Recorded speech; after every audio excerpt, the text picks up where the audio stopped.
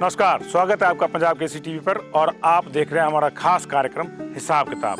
आज हम हिसाब किताब लेंगे कृषि पशुपालन मंत्री और ग्रामीण विकास मंत्री वीरेंद्र कंवर जी से। इस समय हम कोटलैंड में हैं, सुबह के 5:45 बजे हैं और ये देखने की कोशिश करेंगे आज पूरा दिन हम उनके साथ रहकर कि उन्होंने अपने इलाके के लिए क्या क्या किया है। तो आइए देखते हैं हिसाब किताब।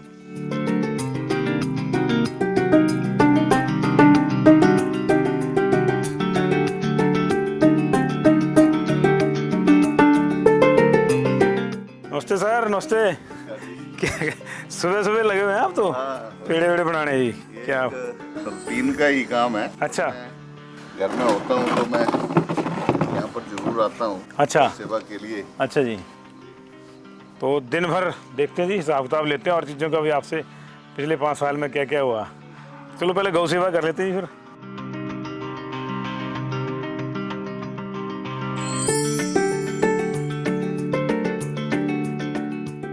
तो ये पूरे दिन का रूटीन है जी आपका? जी जी।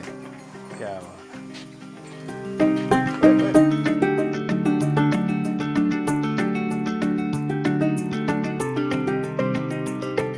हाँ जी, हाँ जी, धीरे धीरे धीरे धीरे।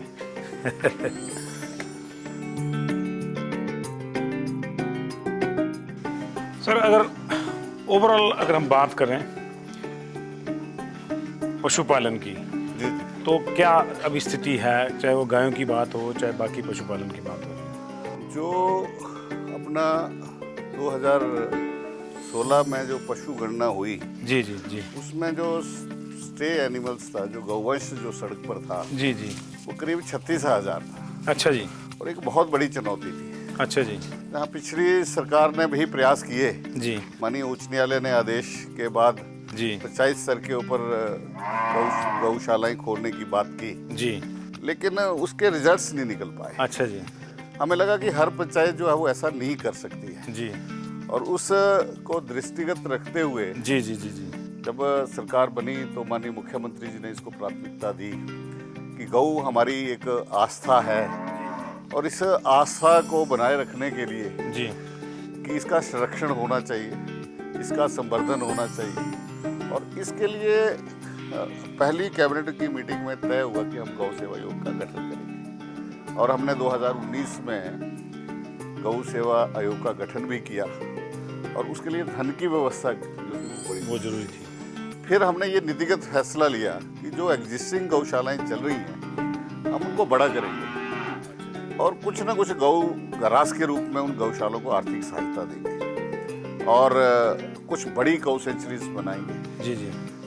और हमने आज इन कह सकते हैं कि 3 वर्षों के बाद जी आज बहुत सारी गौ सेंचुरीज बनी हैं, करीब 11-12 के करीब फंक्शनल हो गई हैं, और बहुत सारी गौशालाएं जो है वो चली हैं। जी जी।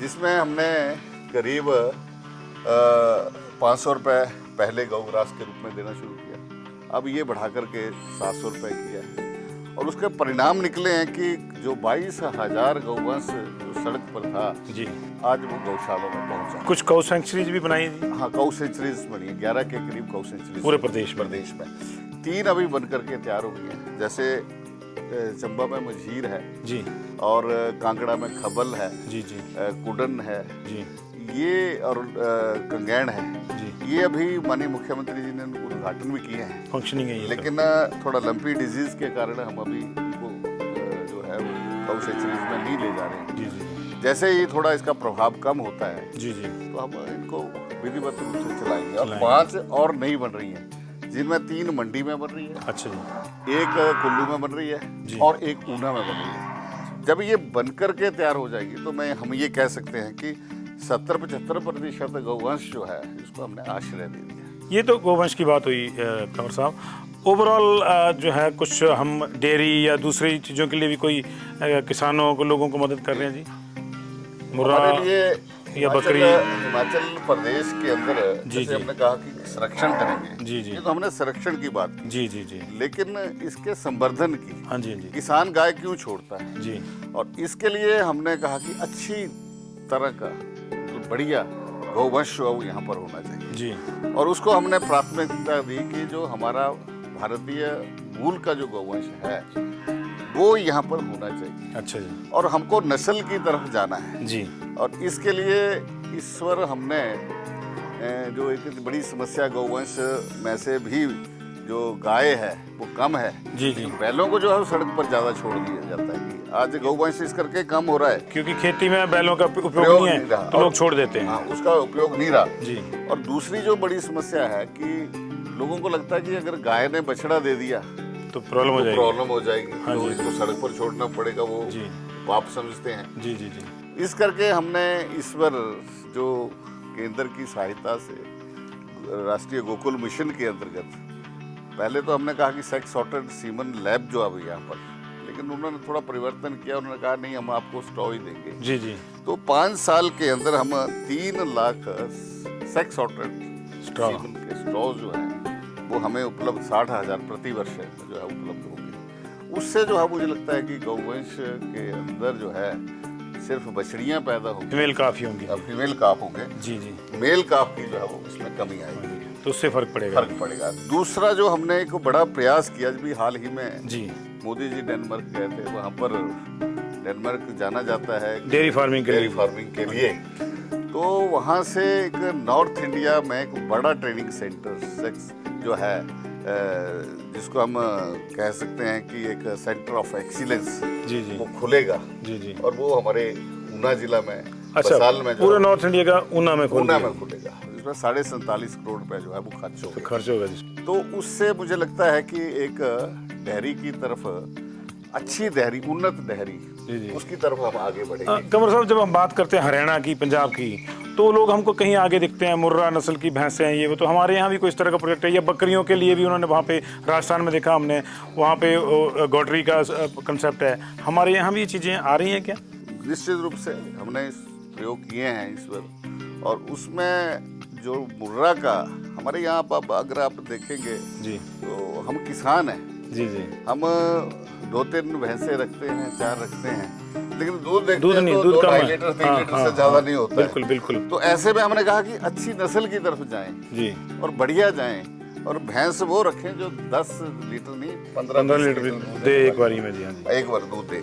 तो उसमें हमने अच्छा एक मुर्रा फार्म जी, ब्रीडिंग सेंटर्स जो है, जो डंगेड़ा में बन रहा है, जी जी, और तकरीबन 80% काम जो है उसका हो गया जी, हो गया है। अच्छा, और मुर्रा है वहाँ पे, अच्छा, मुर्रा फार्म जो है वो तैयार हो रहा है। अच्छा जी। और इसके साथ साथ जैसे मैंने डेयरी का कहा, तो हमने इस बार जो स्वावलंबन योजना है जी, हमारे यहाँ कोई डेयरी की कोई स्कीम नहीं थी। यहाँ बड़ी डेयरी नहीं चल सकती है, लेकिन हमने कहा छोटी छोटी जो 5 गाय 6 गाय इसको रखने के लिए और साथ में प्रोसेसिंग यूनिट क्लस्टर्स में लगाने के लिए हमने स्वावलंबन योजना में इसका प्रावधान किया। अच्छा जी, कि अगर कोई व्यक्ति अगर आगे आता है, जी जी, तो हम नौजवान आगे आता है तो हम 25% सब्सिडी देंगे, और 7% 2 साल जो उसका इंटरेस्ट सबवेंशन भी जो है वो साथ में देंगे, यानी 4% ही मतलब ब्याज भी 7% आप दोगे? हम देंगे। ठीक ठीक। और अगर कोई महिला लगाती हैं, जी जी, तो हम 30% SC ST और महिला अनुदान देंगे, तो हम 30% अनुदान जो है उसमें उनको देंगे।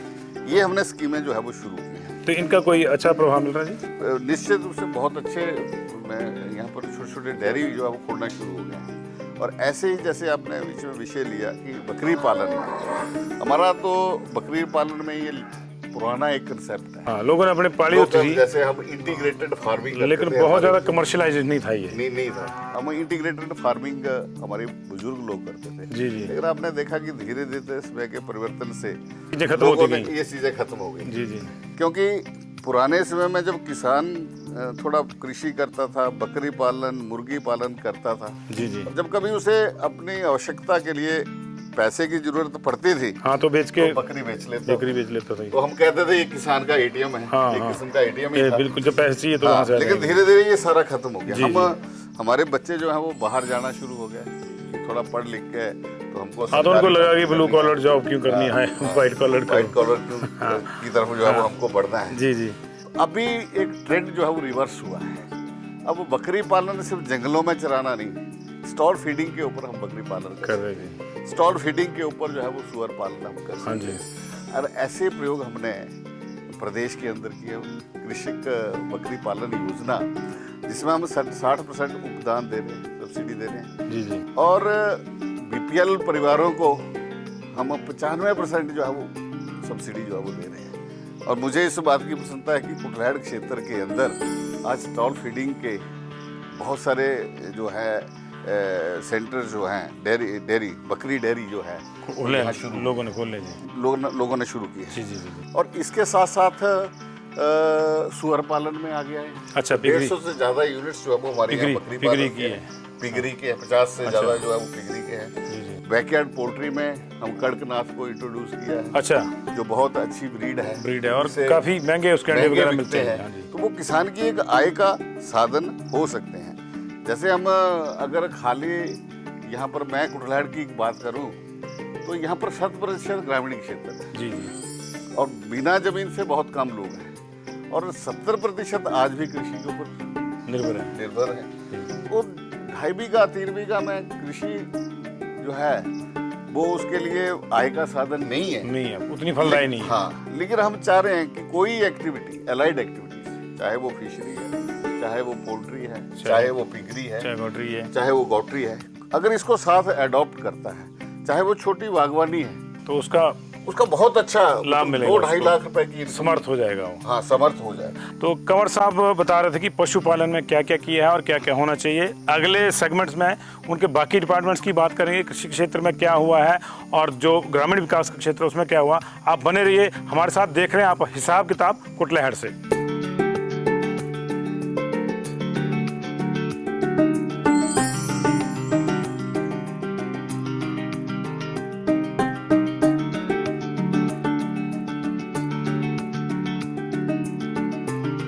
Welcome back. हमारा खास कार्यक्रम हिसाब किताब आप देख रहे हैं।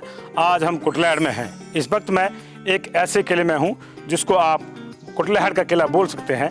महाराजा रणजीत सिंह के समय का ये किला है।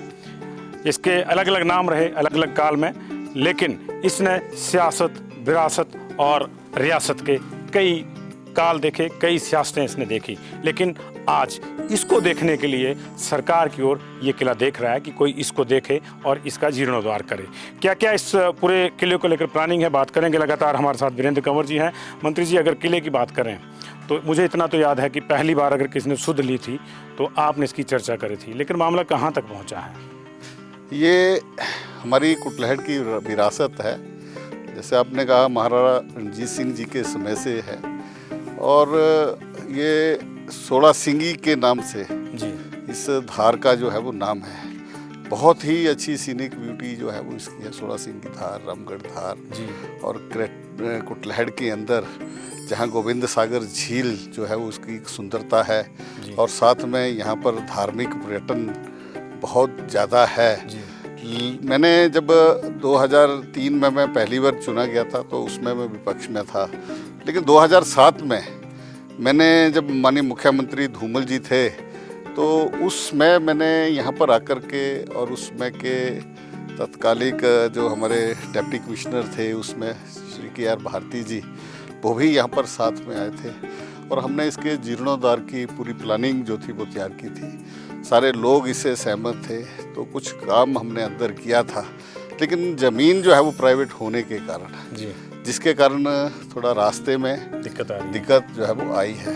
फिर उसके बाद एक बार फिर आना हुआ, लेकिन ज़मीन का जो है वो प्रबंध ना होने के कारण रास्ते की थोड़ी दिक्कत है। एक्टिविटी रुकी हुई है। मैंने कुछ पैसा इस बार 5 लाख रुपए इसकी ट्रेसिंग के लिए भी दिया है, ताकि कम से कम जो है वो पैदल चलने के लिए जो है वो रास्ता बन सके। और इसके अलावा जो है और क्या क्या पर्यटन की संभावना है कुटलैहड़ में है और क्या क्या हम करना चाहते हैं या क्या क्या हुआ है? पर्यटन की सबसे पहली जो हमारी आवश्यकता रहती है वो रहती है कि यहाँ पर अच्छी सड़कें हों, पीने के पानी की व्यवस्था हो, यहाँ पर बिजली की व्यवस्था हो।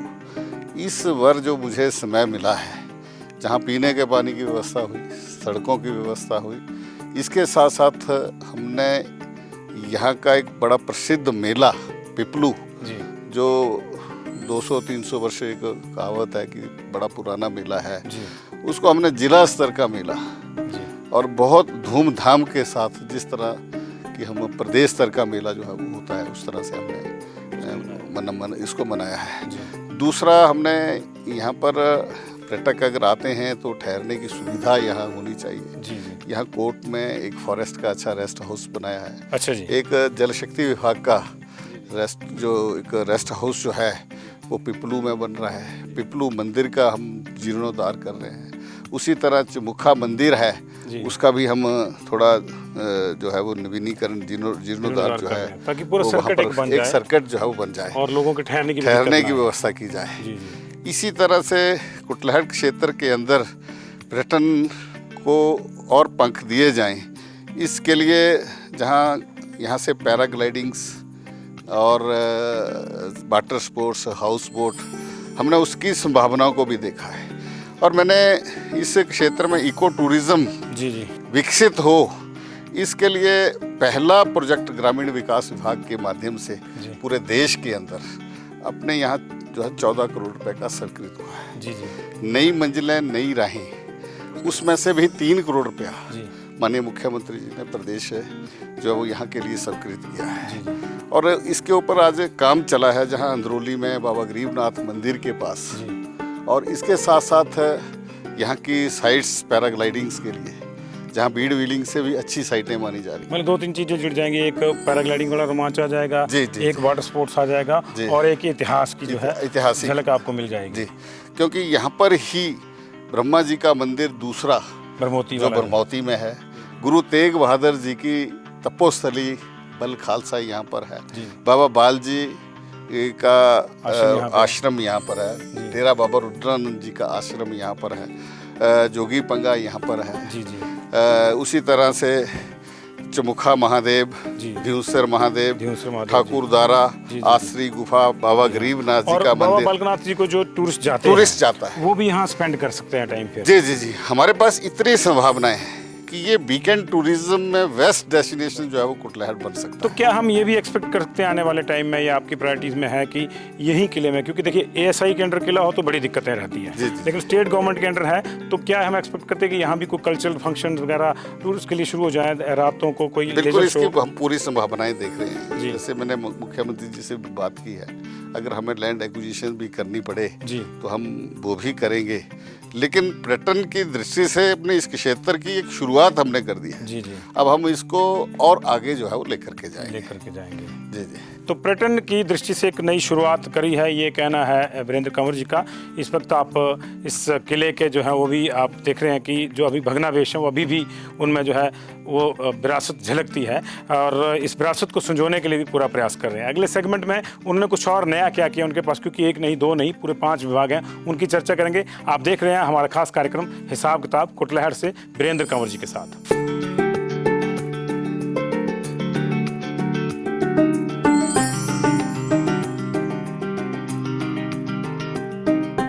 Welcome back. आप हमारा खास कार्यक्रम हिसाब किताब देख रहे हैं। आज हिसाब किताब ले रहे हैं कृषि मंत्री वीरेंद्र कंवर जी से, और इस समय हम बंगाणा में हैं। सर, अगर बंगाणा की बात करें तो बंगाणा में क्या नया अट्रैक्शन जुड़ा है, क्योंकि मेन कस्बा है आपका?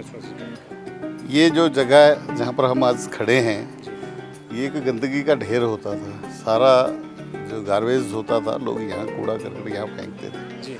हमने जब पिछली हमारी सरकार थी तो यहाँ के ही एक विकास पुरुष स्वर्गीय ठाकुर रणजीत सिंह जी के नाम से हमने इको पार्क की जो थी वो नींव रखी थी। अच्छा जी। लेकिन कांग्रेस के इसमें में इसका काम यथावत बंद हो गया, जैसे हाँ। लेकिन इस बार हमने इस पार्क को जो है वो पूरा किया है। ये आप देख रहे हैं कि बहुत अच्छा एक शहर में, इस गांव के अंदर या शहर में एक बहुत बड़ी अट्रैक्शन है। यहाँ लोग घूमने आते हैं, बच्चे खेलने यहाँ आते हैं।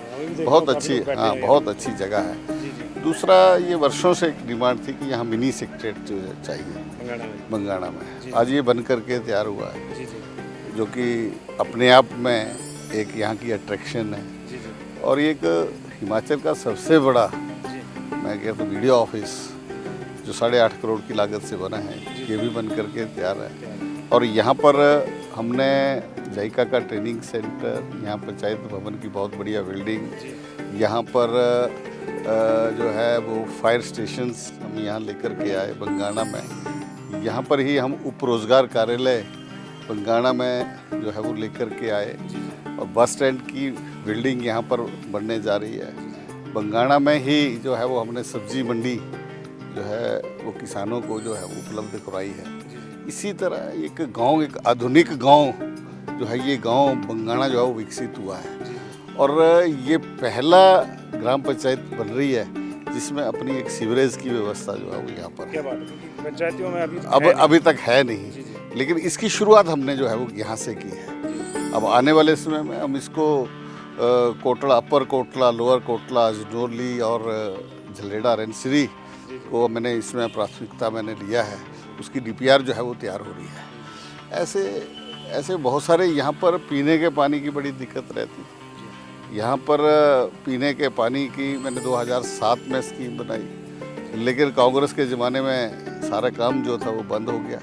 इस बार मैंने फिर से प्राथमिकता में मैंने उसको डाला और आज कुटलैंड क्षेत्र के अंदर 150 करोड़ से ज़्यादा, जहाँ जल जीवन में, नाबार्ड में, एडीबी बैंक से पैसा लेकर के पानी के ऊपर जो है वो हम यहाँ पर खर्च कर रहे हैं। तो यानी यहाँ की जो पानी के, पीने के पानी की थी, उसकी जो है वो समस्या का जो है वो हमने समाधान दिया है। और हाँ, अगर बात करें मिनी सेक्रेटेरिएट की तो कितने फायदा होगा लोगों को इसके बारे में? एक छत तले सारे कार्यालय जो है वो उनको यहाँ पर मिलेंगे।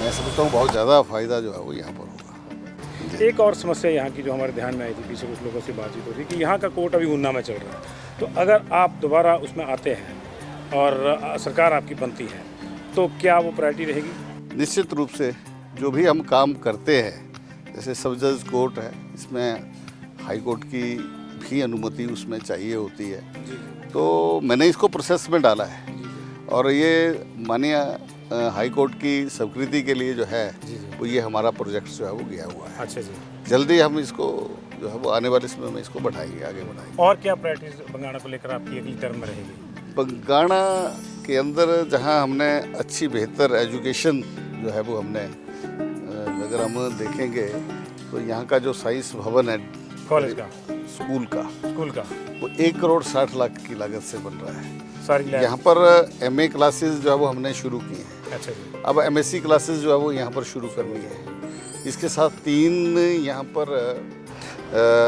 जो है वो NCC के 3 विंग यहाँ पर जी। और इसके साथ साथ मैं धन्यवाद करता हूँ अपने केंद्रीय मंत्री जी का कि उनके कारण हमें इंडोर स्टेडियम 4.5 करोड़ रुपए जो है वो हमें यहाँ के लिए मिला है। अच्छा, यहाँ बनेगा? यहाँ पर बनेगा। ठीक। कॉलेज में शुरू हो गया है, जी, तो काम शुरू हो गया। और 51 करोड़ रुपए जो है वो सेंट्रल स्कूल के भवन के लिए जो है वो स्वीकृति मिली है। अब हम उनसे समय मांग रहे हैं कि उसका समय उसका शिलान्यास जो है वो हम करेंगे।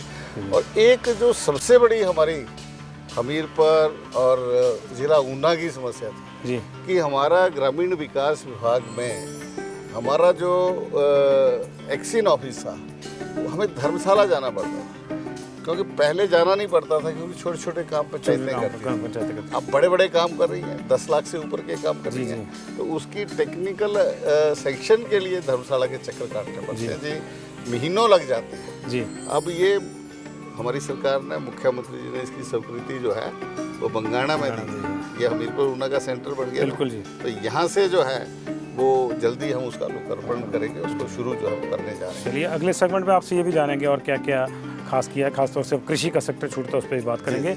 तो बंगाणा में हम खड़े थे और बंगाणा की जो योजनाएं थी वो माननीय मंत्री जी ने बताई हमें। अगले सेगमेंट में फिर से एक और मुद्दे पर चर्चा होगी। देखते रहिए हमारा खास कार्यक्रम हिसाब किताब।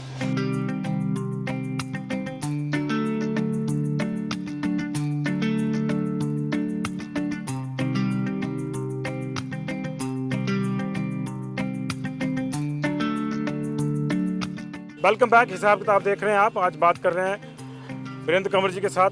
लगातार सुबह से हम बने उनके साथ। अभी उनके घर में ही खड़े हैं एक तरह से, थाना कलां में।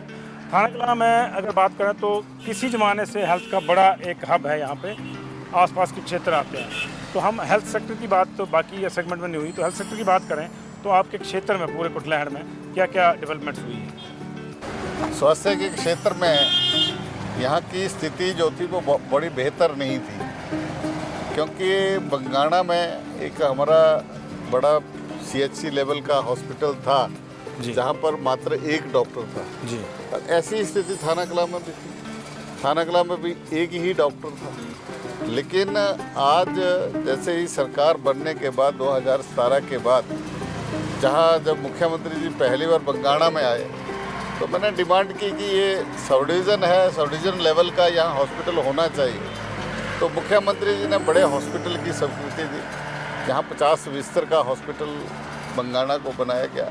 17.5 करोड़ रुपए से वहाँ का भवन बन रहा है, 24/7 जो है वो वहाँ पर चल रहा है। इसी तरह से थाना कला में भी अब एक डॉक्टर नहीं, अब 7 डॉक्टर हैं, CHC है जी। लेकिन 50 बिस्तर की यहाँ पर भी व्यवस्था जो है वो की गई है जी। इसी तरह से आज लठैनी में, रायपुर मैदान में और बसाल में और अपना इसके साथ साथ चलोला में हमारे बड़े PHC लेवल के जो है वो हॉस्पिटल्स हैं।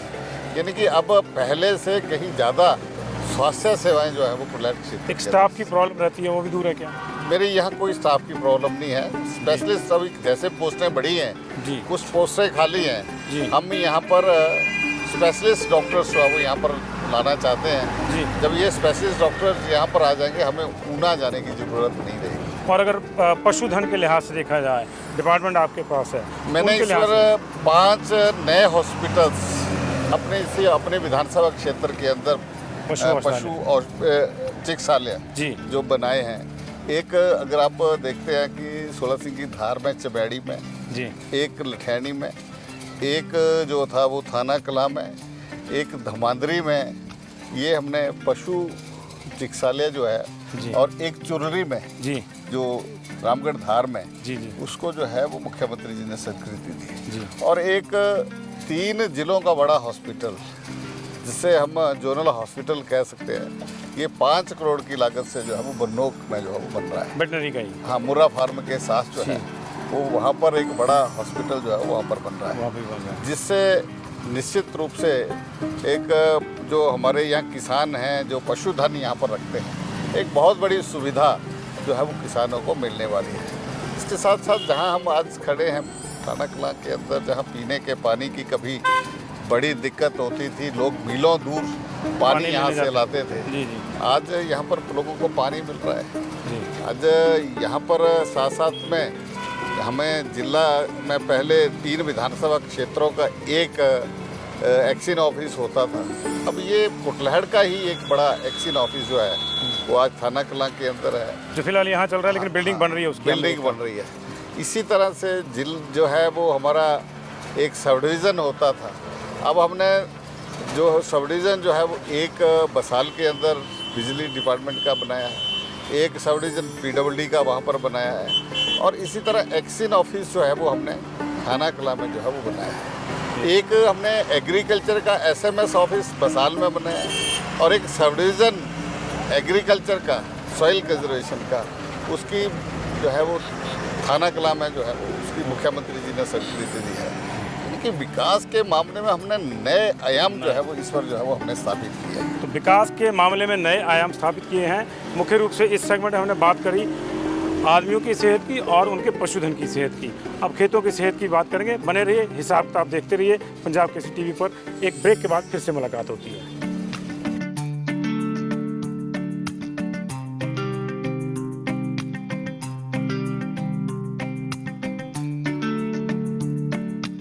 Welcome back. Punjab Kesari TV पर आप हिसाब किताब देख रहे हैं और आज हिसाब किताब ले रहे हैं हम कृषि मंत्री वीरेंद्र कंवर जी से। कुटलैहड़ में हैं इस वक्त और अब वक्त आ गया है कि उनसे कृषि के बारे में जो है हम लोग हिसाब किताब लें।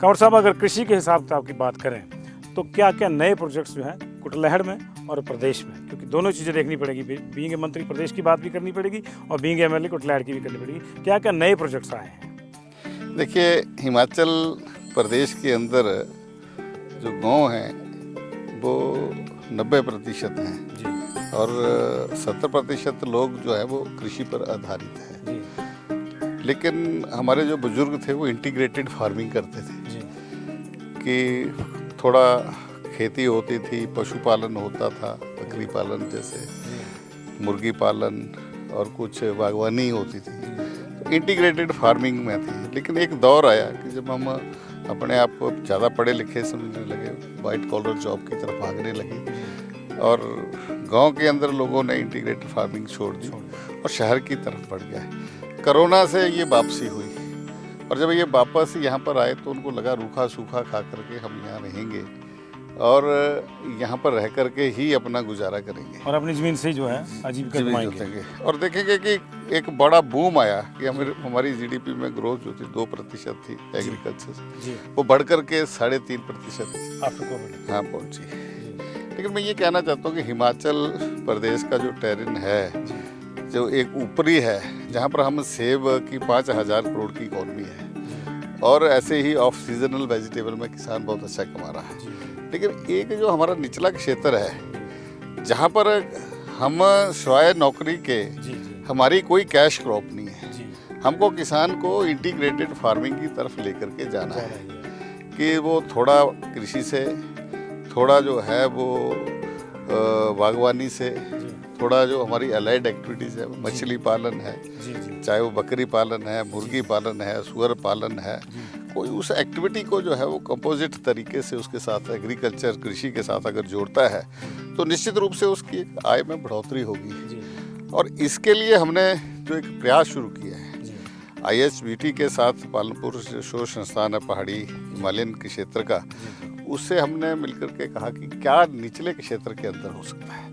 तो उन्होंने कहा कि ये हमारी 5 ज़िले बॉर्डर के हैं जहाँ थोड़ा ह्यूमिडिटी है और ये अपना कुटलैहड़ क्षेत्र, बिलासपुर का क्षेत्र इसके लिए बहुत अच्छा है क्योंकि ये गोविंद सागर झील के किनारे है, यहाँ ह्यूमिडिटी ज़्यादा है। उन्होंने कहा यहाँ पर अपना दालचीनी का बहुत अच्छा स्कोप है, ड्रैगन फ्रूट का बहुत अच्छा स्कोप है, मॉन्क फ्रूट का यहाँ बहुत अच्छा स्कोप है।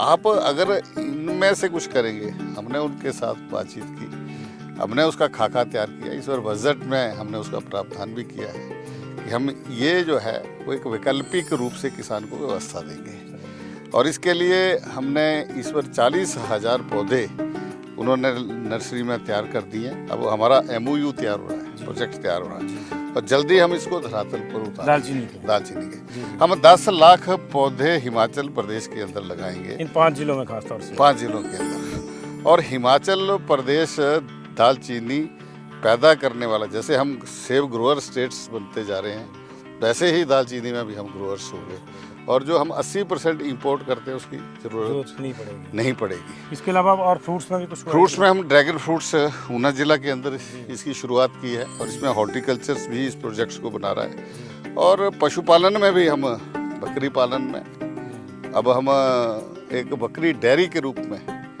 हम काम कर रहे हैं, छोटी छोटी डेयरी। और उसके लिए बजट में जैसे मैंने कहा स्वावलंबन योजना के तहत हमने इसका प्रावधान भी किया है। और इसी तरह पिगरी में अगर हम देखें तो ये बहुत बढ़िया एक आय का साधन किसान का हो सकता है। और ऐसे ही हम ग्रामीण अर्थव्यवस्था में महिलाओं का एक विशेष योगदान है और उसमें करीब प्रदेश के अंदर हमने 22,000 सेल्फ हेल्प ग्रुप बनाए और उन सेल्फ हेल्प ग्रुप्स के माध्यम से जो है वो हमारी जो परंपरागत जो हमारी ट्रेडिशनल्स हमारा आर्ट था उसके लिए हमने मुख्यमंत्री ग्राम कौशल योजना के साथ उसको जुड़ा है। तो उसका जो आर्ट है उसमें उसके जो प्रोडक्ट तैयार करके हमने उसको बेचने की व्यवस्था हिम ईरा एक संस्था बनाई है।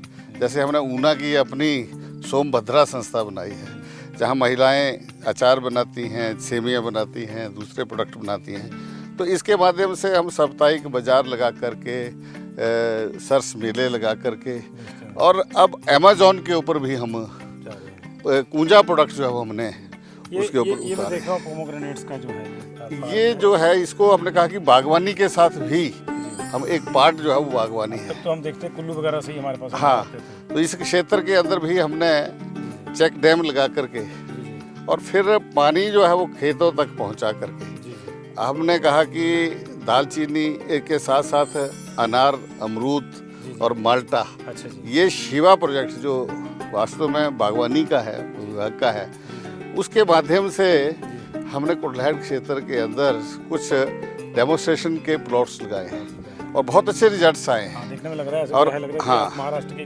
किसी अनार के बगीचे में। हाँ, तो आने वाला समय जो है हम यहाँ सड़क, शिक्षा, स्वास्थ्य, हम इससे आगे बढ़ कर के, पर्यटन से आगे बढ़ कर के अब हम एग्रो इकोनॉमी के ऊपर जा रहे हैं कि मोदी जी ने कहा और व्यवस्था की कि ग्रामीण अर्थव्यवस्था के लिए मैं 1 लाख करोड़ रुपए की व्यवस्था करता हूँ कि ग्रामीण क्षेत्रों के अंदर ज़्यादा छोटे छोटे उद्यमी तैयार हों और वो अपने प्रोसेसिंग, जैसे हमने अब अनार पैदा किए, अमरूद पैदा किए, माल्टा तैयार किया, लेकिन अगर मार्केट में उसका रेट नहीं मिलता है तो हम क्लस्टर में उसकी प्रोसेसिंग यूनिट लगा करके हम उसकी जो है वो वैल्यू एडिशन करके जो है किसान की आय को बढ़ा सकते हैं। तो मोदी जी ने आत्मनिर्भर भारत का सपना जो लिया है, तो उसमें हम कहेंगे कि एक आत्मनिर्भर भारत से पहले हमें आत्मनिर्भर कुटलैट बनाना है और उस तरफ जो है वो हम अब आगे बढ़ रहे हैं। कंवर साहब, आपसे पूरा दिन भर हमारी चर्चा हुई, 5 मंत्रालय आपके पास है, तो निश्चित तौर से एक सर्टन टाइम फ्रेम में जो पूरी चीज़ों को सेगमेंट में समेटना एक मुश्किल काम रहता है। तो फिर से कभी चर्चा होगी चुनाव के दौरान। आप दिन भर हमारे साथ रहे, पूरा हिसाब किताब आपने दिया ईमानदारी से। उम्मीद है जनता को पसंद आएगा और अगली बार जनता जो है आपको और ज़्यादा वोटों से जो है जिताकर जो है आपके हिसाब किताब के बदले में जो है अपने वोटों का हिसाब किताब भी ठीक करेगी। बहुत बहुत शुक्रिया, हमारी शुभकामनाएं चुनाव के लिए जी। तो हिसाब किताब देख रहे थे आप वीरेंद्र कंवर जी के साथ कुटलैट क्षेत्र से। अगले एपिसोड में फिर एक नए नेता के साथ मुलाकात होगी। देखते रहिए पंजाब केसरी।